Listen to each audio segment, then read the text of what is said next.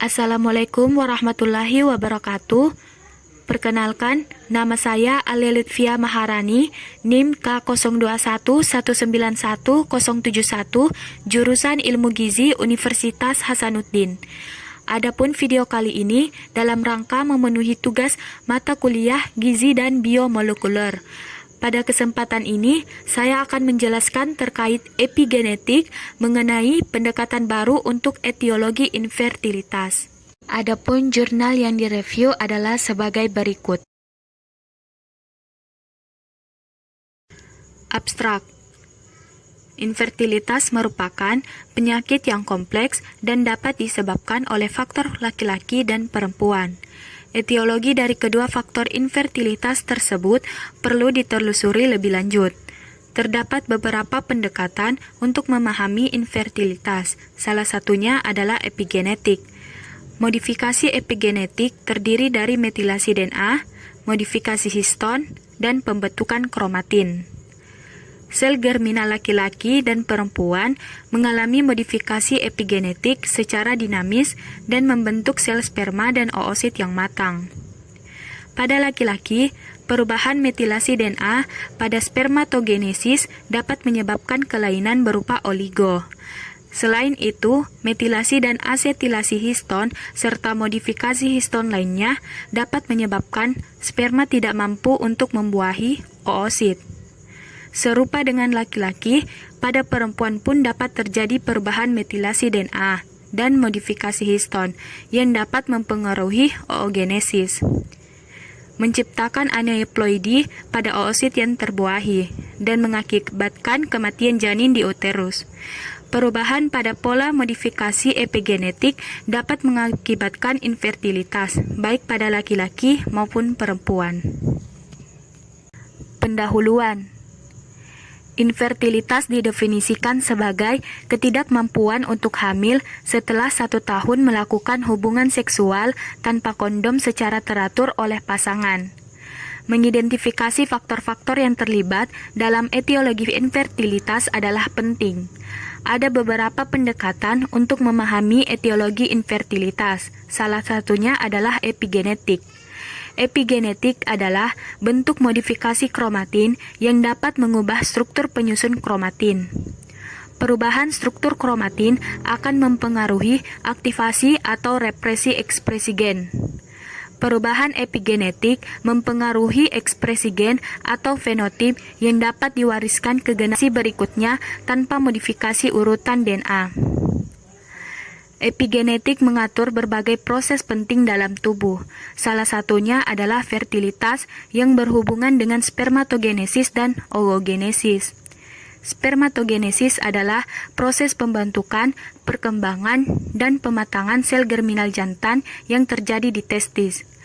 Oogenesis adalah proses pembentukan, perkembangan, dan pematangan oosit yang terjadi di dalam ovarium.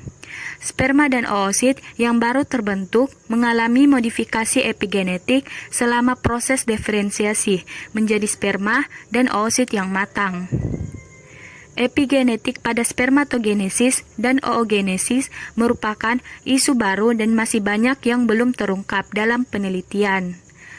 Perubahan pola epigenetik ini dapat menyebabkan kemandulan, baik pada pria maupun wanita.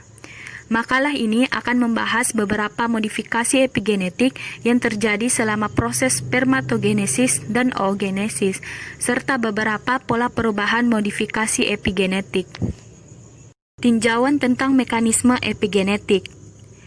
Epigenetik didefinisikan sebagai perubahan yang mempengaruhi ekspresi gen atau fenotip dan dapat diwariskan ke generasi berikutnya melalui meiosis atau mitosis, tanpa modifikasi dalam urutan DNA-nya.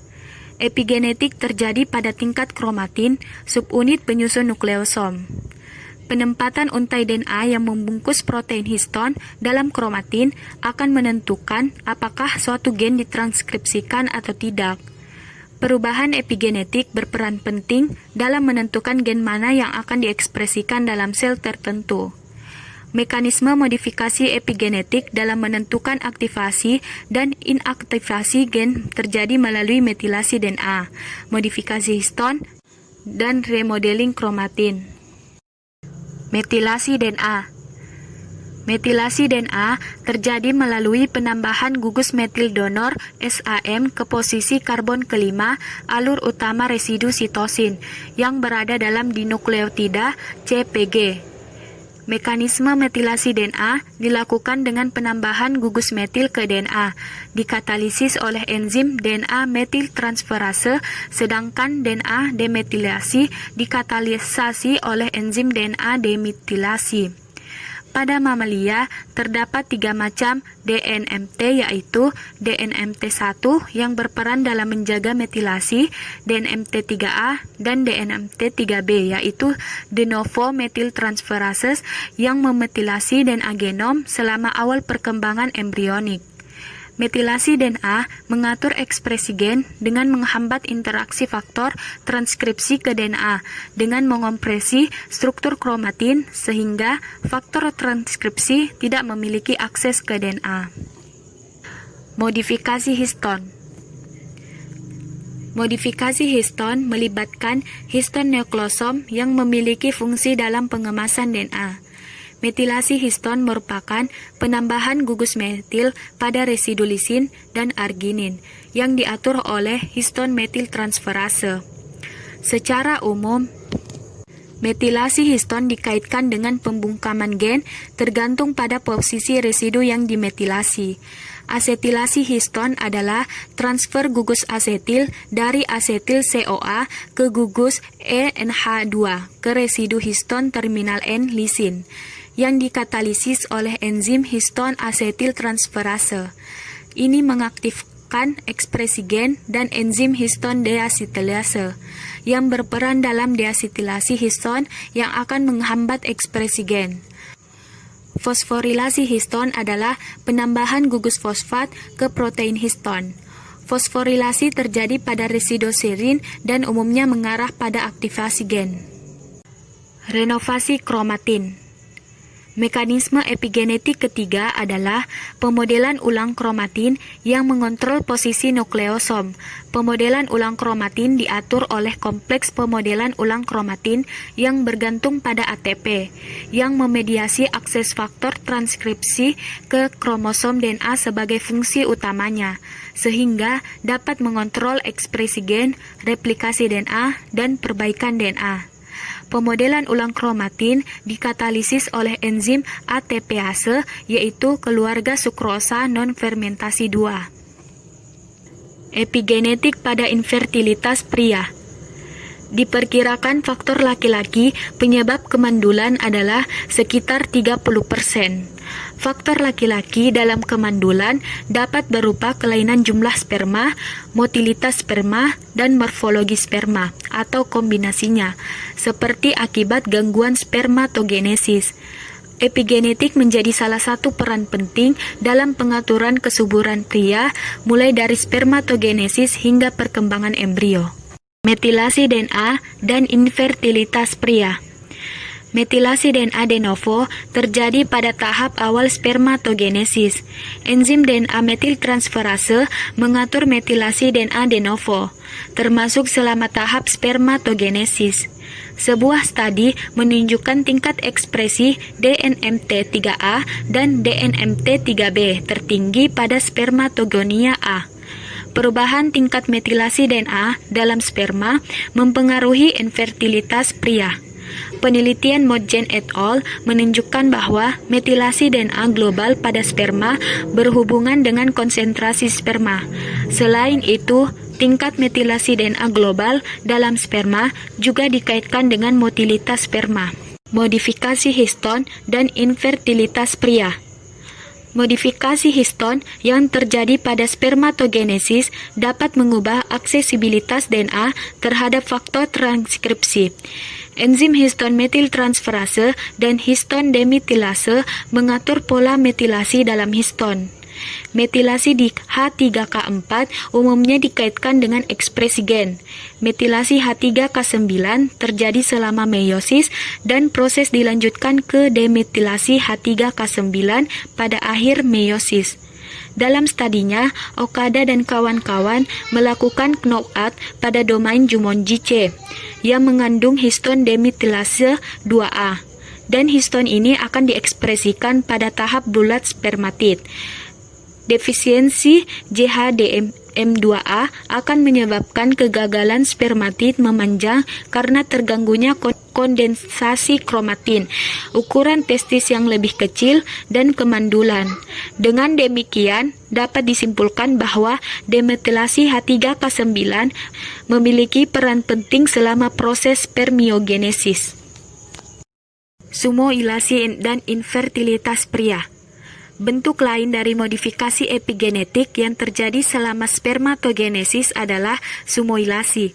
Sumoilasi memiliki peran sebagai faktor utama dalam regulasi transkripsi, respon terhadap stres, regulasi jalur utama enzimatik, transport nukleasi sitoplasma, kontrol siklus sel, dan fungsi lain dalam spermatogenesis. Protein yang terlibat dalam ubiquitination, perbaikan DNA, dan renovasi kromatin mengalami sumoilasi tingkat tinggi dalam spermatosit. Sebaliknya, protein sitoskeleton dimodifikasi oleh sumo dalam spermatid. Salah satu protein yang terlibat dalam modifikasi epigenetik dalam spermatogenesis adalah SUMO1. Ekspresi SUMO1 pada testis menunjukkan fungsi spesifik lainnya, yaitu membantu inaktivasi kromosom seks pada saat meiosis. SUMO1 berada dalam kromatin selama fase zigoten, ketika kromosom homolog berpasangan terjadi, dan selama inisiasi kondensasi kromosom seks. Epigenetik pada infertilitas wanita. Sama halnya dengan faktor laki-laki, diperkirakan faktor perempuan dapat menyebabkan kemandulan sekitar 25%. Selain berperan dalam kesuburan pria, epigenetik juga mempengaruhi kesuburan wanita, yaitu oogenesis. Perubahan modifikasi epigenetik berperan penting dalam pengaturan perubahan ekspresi gen pada faktor-faktor wanita tersebut. Epigenetik dalam oogenesis. Proses oogenesis di dalam ovarium diatur oleh banyak faktor, yaitu mekanisme epigenetik. Profil metilasi DNA tetap konstan pada tahap primordial hingga tahap folikel primer, tetapi semakin meningkat hingga pembentukan antrum. Studi yang dilakukan oleh Kageyama dan kawan-kawan pada mencit betina menunjukkan peningkatan metilasi DNA mulai hari ke-10 sampai hari ke-15. Dalam perkembangan oosit, selain metilasi DNA, juga terdapat asetilasi histon. Selama tahap awal perkembangan, asetilasi histon memiliki tingkat yang rendah dan mulai meningkat secara tiba-tiba, seiring dengan perkembangan folikel. Pada awalnya, tingkat asetilasi di ke-6 residu menurun pada akhir tahap GV, yang menunjukkan bahwa histon deasetilase diperlukan. Selanjutnya, semua H4K5 dan H4K16 mengalami deasetilasi pada stadium metafase 1, dilanjutkan dengan reasetilasi pada stadium anafase 1, kemudian mengalami deasetilasi pada metafase 2 oosit. Epigenetik dan endometriosis. Endometriosis didefinisikan sebagai kelainan di mana jaringan endometrium tumbuh di luar rahim, yang dapat menyebabkan reaksi inflamasi kronis. Epigenetik berperan dalam mengatur ekspresi gen endometrium selama siklus menstruasi.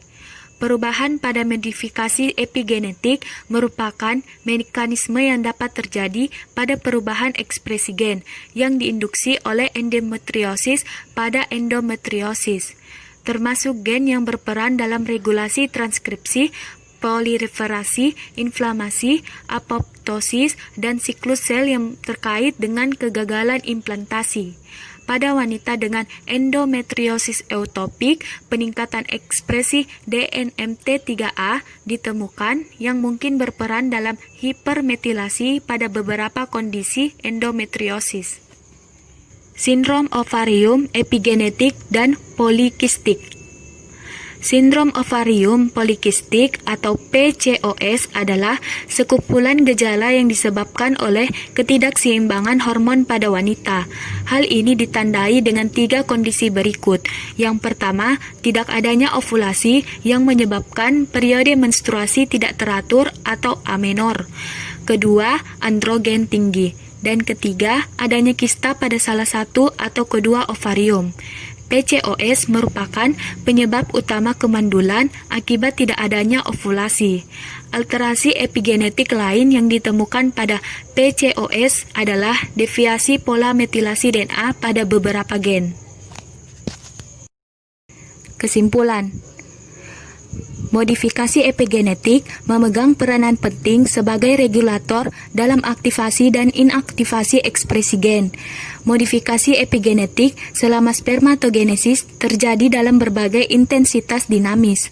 Tinjauan ini menunjukkan bahwa modifikasi epigenetik memainkan peran khusus pada tahapan tertentu dalam proses spermatogenesis, dari metilasi DNA dan modifikasi histon hingga sumoilasi.